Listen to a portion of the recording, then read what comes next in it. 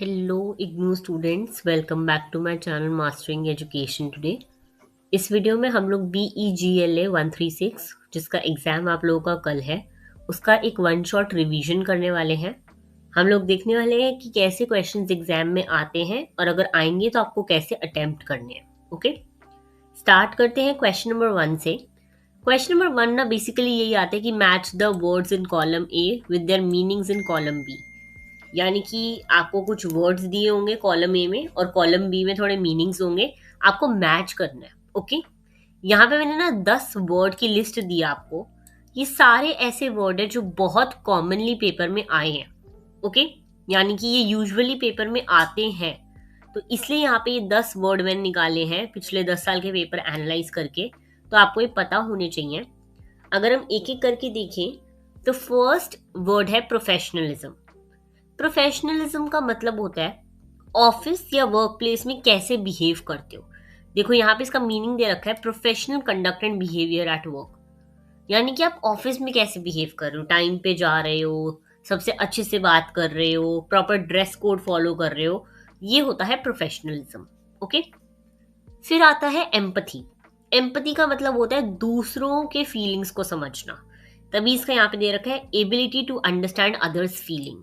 ठीक है, यानी कि दूसरों की सिचुएशन को समझना, अपने आप को उनकी सिचुएशन में रख कर समझना, इसे हम एम्पथी कहते हैं। ओके, फिर आता है एडेप्टेबिलिटी। देखो यहाँ पे इसका मीनिंग दे रखा है ability to adjust to change, यानी कि चेंज के साथ एडजस्ट कर पाना। जैसे कि अगर एक वर्क प्लेस में हो आप, तो सडनली आपका ऑफिस की जगह चेंज हो गई, नए रूल्स आ गए, कोई नया सॉफ्टवेयर आ गया, तो आप अडेप्ट कितना कर पा रहे हो। ठीक है, क्वेश्चन इसका फोर्थ पार्ट है क्रेडेंशियल्स। क्रेडेंशियल्स होता है आपकी क्वालिफिकेशन का proof, proof of qualifications and experience. ठीक है, जैसे कि आपकी डिग्रीज, सर्टिफिकेट, ये सब हो गया क्रेडेंशियल्स। ओके, फिर आता है ब्रेनस्टॉर्मिंग। ब्रेनस्टॉर्मिंग यानी group discussion to generate ideas, यानी कि एक ग्रुप के साथ बैठकर आइडियाज सोचना। जैसे कि मीटिंग में सब लोग आइडिया देते हैं, तो उस प्रोसेस को हम लोग ब्रेनस्टॉर्मिंग कहते हैं। अब आ गए हम नेक्स्ट वर्ड पे, दैट इज अकाउंटेबिलिटी, यानी कि अपने एक्शंस की रिस्पॉन्सिबिलिटी लेना। ओके, जैसे कि being responsible for one's action. अगर कोई काम आपको दिया गया है तो उसका रिजल्ट भी आपकी रिस्पॉन्सिबिलिटी है, ये होता है अकाउंटेबिलिटी। ओके, फिर आता है एफिशिएंसी। एफिशिएंसी देखो यहाँ पे दे रखा है ability to work productively with minimum waste, यानी कि कम टाइम और कम रिसोर्सेज में काम कंप्लीट करना, ज्यादा वेस्ट करे बिना, टाइम वेस्ट करे बिना, किसी से बातें बातें करे बिना अपना काम करना। ओके, फिर आता है इंटीग्रिटी। इंटीग्रिटी मतलब ऑनेस्टी एंड मॉरल वैल्यूज, यानी कि ईमानदारी और स्ट्रॉन्ग मॉरल वैल्यूज को हम इंटीग्रिटी कहते हैं। चाहे कोई देख रहा हो या नहीं, आप अपना काम सही से कर रहे हो। ओके, फिर आता है कोलैबोरेशन। कोलैबोरेशन मतलब working together towards a common goal, यानी कि सब लोग मिलकर एक कॉमन गोल के लिए काम कर रहे हैं। ओके, फिर आता है रोड ब्लॉक। रोड ब्लॉक का मतलब होता है जो प्रोग्रेस को रोके, something that obstructs progress.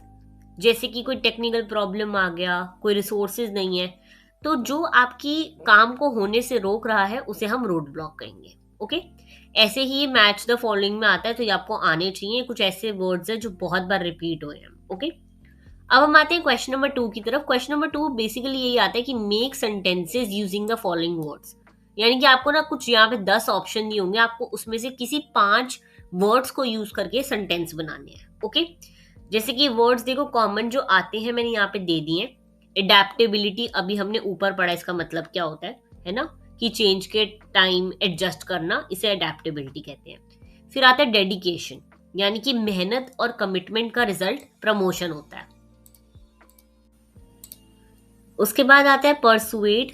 Persuade मतलब किसी को समझाना, या फिर जैसे कि किसी को किसी चीज के लिए परस्यू करना, यानी कि आप मेरी बात मान जाओ, ऐसे कर कर। ओके, फिर आता है डायनेमिक, यानी कि डायनेमिक लीडर एक ऐसा इंसान जिसकी पर्सनालिटी बहुत ही इंशैंटिंग है, पर्सनालिटी बहुत अच्छी है। ओके, वो होता है डायनेमिक।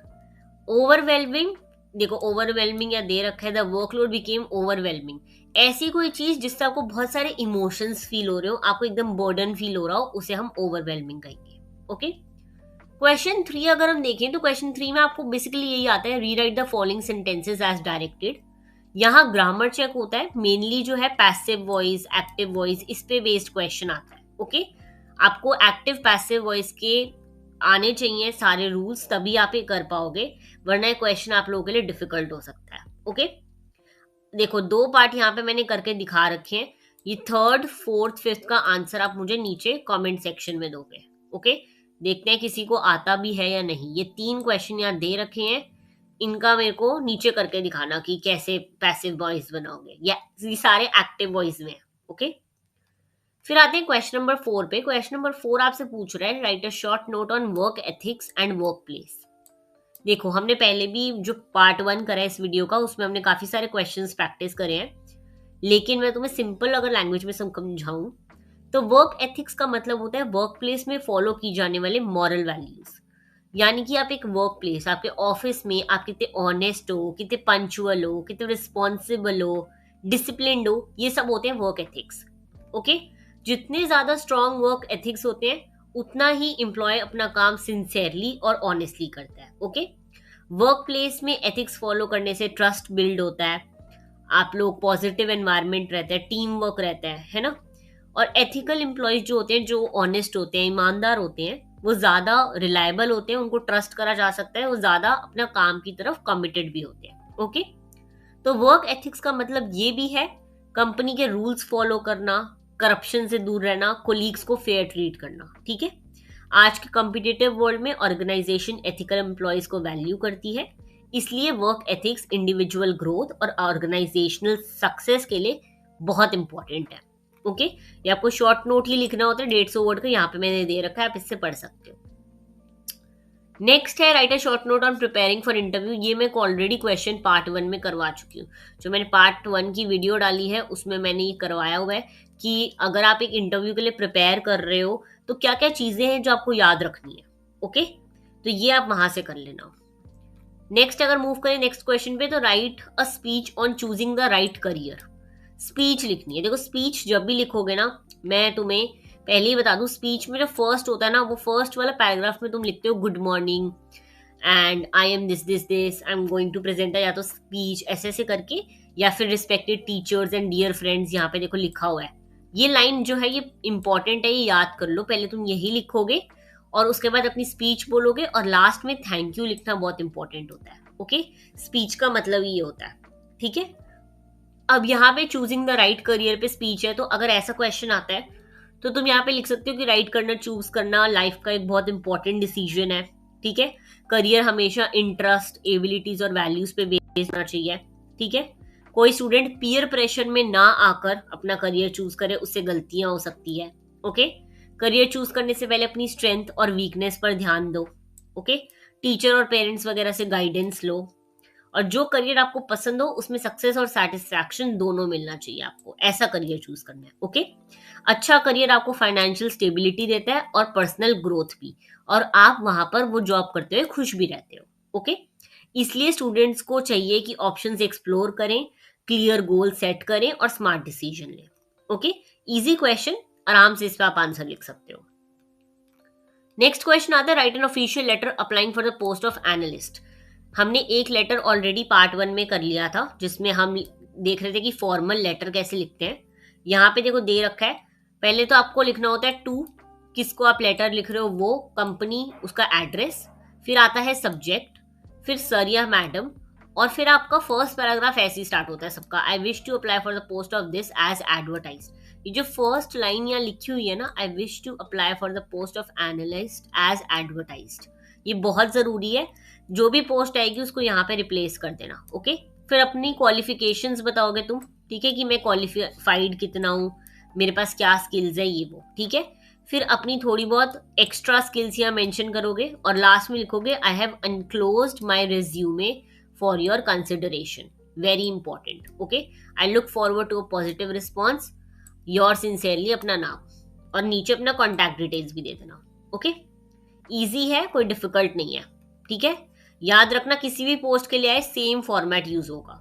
ओके, क्वेश्चन नंबर 8 की बात करें, इंटरव्यू क्वेश्चंस क्या होंगे। 6 इंटरव्यू क्वेश्चंस लिखने हैं as your and your answers for the post of research officer.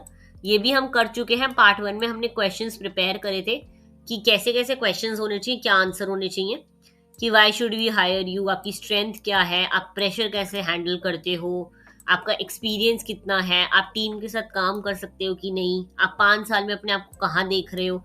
ये बहुत कॉमन क्वेश्चंस है जो आते ही आते हैं। ओके, नेक्स्ट अगर हम क्वेश्चन देखें तो नेक्स्ट क्वेश्चन है prepare an outline for a presentation. अब आपको एक आउटलाइन प्रिपेयर करना है, ज्यादा डिटेल्स नहीं लिखने। Okay, importance of communication skills at work place, ये क्वेश्चन भी हम पार्ट 1 में कर चुके हैं, जिसमें हमने देखा था कि क्या इंपॉर्टेंट स्किल्स होनी चाहिए एक वर्क प्लेस के लिए। ओके, देखो आंसर का आउटलाइन यहाँ पे सारा दे रखा है कि क्या क्या होनी चाहिए। तुम ये हेडिंग्स पढ़ लोगे तो तुम्हारा काम हो जाएगा, तुम्हें अंदर का कुछ नहीं लिखना, सिर्फ आउटलाइन देना है। इसका मतलब सिर्फ हेडिंग्स बतानी है। ओके, आउटलाइन जब भी आए तो पूरा पैराग्राफ लिखने मत बैठना, तुम्हें सिर्फ हेडिंग्स देनी है। ओके, तो ये हो गया तुम्हारे पेपर पे बेस्ड एक रिवीजन। पेपर ऐसे ही आता है, ठीक है। तो अगर तुम्हारा पेपर कल है और तुम लास्ट मिनट प्रिपेयर कर रहे हो तो ये वाली वीडियो बहुत सही रही होगी। अगर इसका पीडीएफ चाहिए ये वाला डॉक्यूमेंट का, तो नीचे कमेंट कर देना पीडीएफ, मैं पीडीएफ भेज दूंगी। बाकी पार्ट 1 का लिंक मैं नीचे लिंक कर दूंगी, वो भी देख लेना। All the very best for your exam tomorrow. मिलते हैं नेक्स्ट वीडियो में।